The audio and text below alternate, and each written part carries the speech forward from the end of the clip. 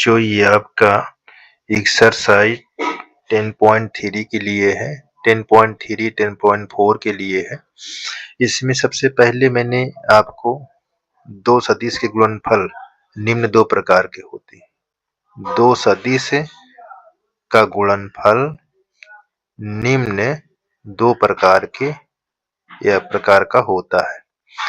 Number एक, अदिश गुणनफल। ठीक, अदिश गुणनफल, ये चीज ध्यान देना। अब इसे किसे कहते हैं उसकी परिभाषा मैंने ये लिख दिया हूँ। यदि दो सदिशों का गुणनफल एक अदिश राशि होती है तो दो सदिशों के गुणनफल को अदिश गुणनफल कहते हैं।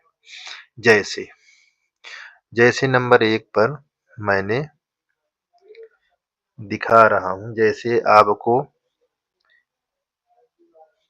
Vector A dot vector a b, अब इसको डॉट प्रोडक्ट, देखो लिखा ना डॉट प्रोडक्ट, डॉट मतलब बिंदु लगा दो, जैसे ये इस तरह लिखा रहेगा। अब इनका गुणनफल जब भी होगा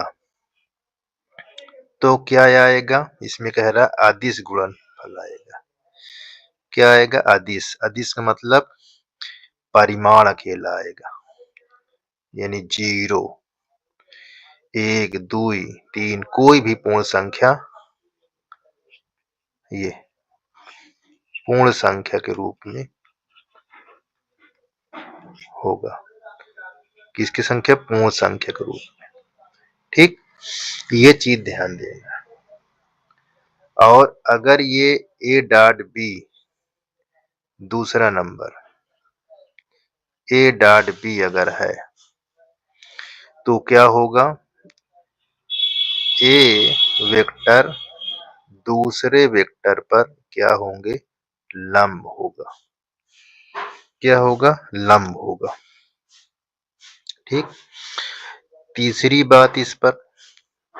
बात आपको ध्यान देना है कि थीटा इस पर क्या होगा, अगर 0 होता है, 0, तो इस पर एक सूत्र है, क्या, ए वेक्टर डॉट वी वेक्टर, और यहाँ मापांक या परिमाण ए वेक्टर डॉट परिमाण वी वेक्टर और cos थीटा। अब यहाँ थीटा का स्थान पर अगर 0 रख देते हो तो क्या हो जाता है, यहाँ पास ये चीज को ध्यान देना है। 0 रखो, cos 0 का मान कितना होगा, 1 होगा। ठीक, यहाँ cos 0 का मान 1 होता है। ठीक, तो यहाँ ये चीज को आपको ध्यान देना है, जब थीटा 0 हो तो उसका मान ये होता है। ठीक है, जब 0 रखेंगे तो हमारा किसके बराबर होगा, ए वेक्टर डॉट बी वेक्टर बराबर परिमाण ए वेक्टर इंटू यानी डॉट परिमाण बी वेक्टर, ये हमारा होगा।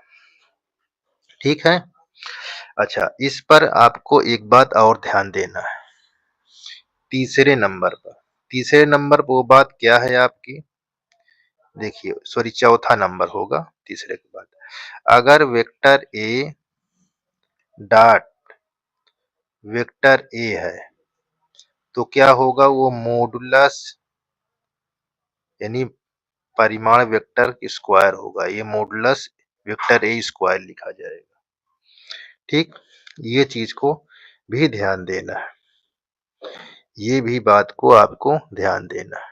अगला पॉइंट, पांचवा नंबर पर यदि थीटा हमारा क्या हो, पाई हो, थीटा हमारा पाई हो, तो हम क्या करते हैं, जो हमारा थीटा पाई हो तब क्या लिखते हैं, ए वेक्टर डॉट वी वेक्टर बराबर, यहाँ परिमाण लिखेंगे, परिमाण ए वेक्टर परिमाण वी, और यहाँ cos पाई, तो cos पाई का मान होता है माइनस, तो ये किसके रूप में हो जाएगा, माइनस के रूप में हो जाएगा।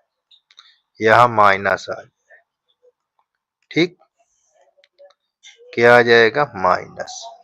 तो इस प्रकार हमको ये ध्यान देना, ये छोटी छोटी चीजें। अच्छा, ये किसके लिए है, यह थीटा 0 रहेगा और इसी पर एक आधारित रहेगा वेक्टर ए डॉट वेक्टर वी, और तो ये क्या होगा, माइनस मॉडुलस स्क्वायर वेक्टर ए मॉडुलस स्क्वायर। तो इस फॉर्म में लिखा जाएगा, ठीक है। ये बात को ध्यान देना, छोटी छोटी चीजें आपको ध्यान देना है, ये बहुत इंपॉर्टेंट है। अच्छा, इसके जो आई कैप होंगे और आई कैप होगा तो इनका प्रोडक्ट जो होगा 1 के बराबर होगा, ठीक है। अगर आई है और डॉट जे है तो ये क्या होगा, 0 के बराबर होगा। सेम रहेगा तो 1 के बराबर, अगर अपोजिट है तो वो 0 के बराबर होगा। ये चीज को ध्यान देना है, ये सब छोटी छोटी चीजें। अच्छा, और इस पर क्या ध्यान देना है, A vector dot V vector, ठीक, और वेक्टर वी डॉट वेक्टर ए, ये क्रम विनिमय नियम के रूल में आ जाता है, इस पर कोई चिन्ह परिवर्तन नहीं होगा। A dot b dot a बराबर है, ठीक, ये भी बात को आपको ध्यान देना है, ये सब छोटी छोटी बातें ध्यान देना है, ठीक। तो ये सब सूत्र है, बन गया है, अब इस पर आपको ध्यान देना है। कास थीटा कोण पूछेगा तो आपको क्या निकालना होगा, वेक्टर ए डॉट वेक्टर बी अपान यहाँ मॉडुलस वेक्टर ए मॉडुलस वेक्टर बी, हम इस पर रख के हम कोण को फाइंड कर सकते हैं, ठीक है।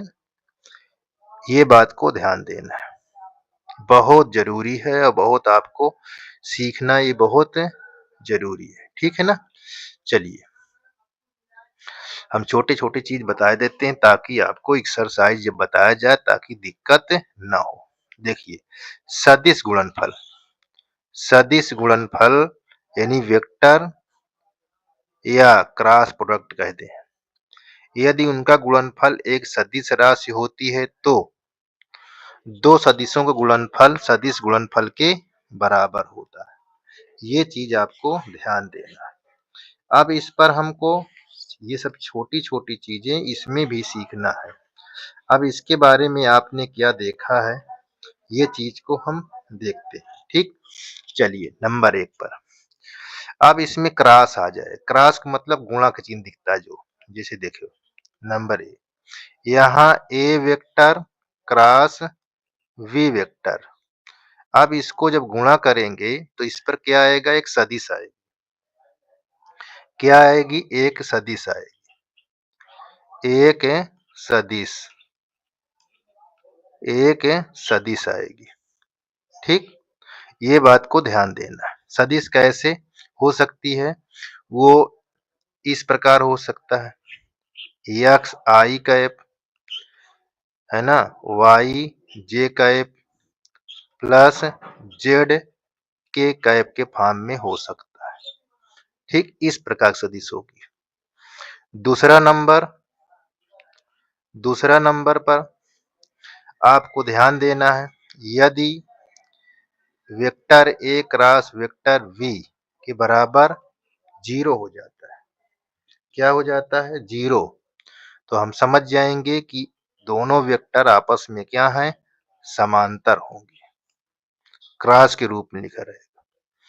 तीसरा नंबर, अगर इसका थीटा क्या दिया होगा, 90 डिग्री, क्या दिया होगा, थीटा 90 डिग्री यानी पाई बाई 2, तब हम क्या लिखेंगे, अगर ये 90 है तो vector a cross vector b किसके होगा, परिमाण वेक्टर ए और डॉट वेक्टर परिमाण बी, इस तरह लिखा होगा, ठीक। चौथा नंबर, अगर थीटा हमारे पास क्या हो, 100 अगर हम 80 कर देते हैं तो क्या हो जाता है, यानी पाई कर देते हैं तो हमारा क्या हो जाता है, 0 हो जाता है। ठीक है, तब उस पर क्या होगा हमारा, ये चीज को ध्यान देना है। तो हमारा जब साइन शून्य हो जाएगा तो ये क्या हो जाएंगे, ये हमारा एक रास, जैसे जब ये हो जाएगा तो हमारे पास देखो पाई लिखा हुआ है। ठीक, जब पाई होगा तो हमारे पास क्या होंगे, vector a cross vector A किसके बराबर, 0 के बराबर। ठीक है, वेक्टर 0 के बराबर। और यहाँ पास हम ये भी लिख सकते हैं, ठीक, क्या, vector a cross minus vector A, ये 0 वेक्टर के ही बराबर होगा। ठीक, तो ये सब चीजें आपको जानना बहुत जरूरी है। अच्छा, इसमें क्या होता है, आई क्रॉस आई होगा अगर सेम कंपोनेंट है, ये सेम आई आई है, क्रॉस का चिन्ह है तो ये 0 होगा। अगर आई वेक्टर क्रॉस जे होता है तो क्या होगा, वो के बराबर होगा।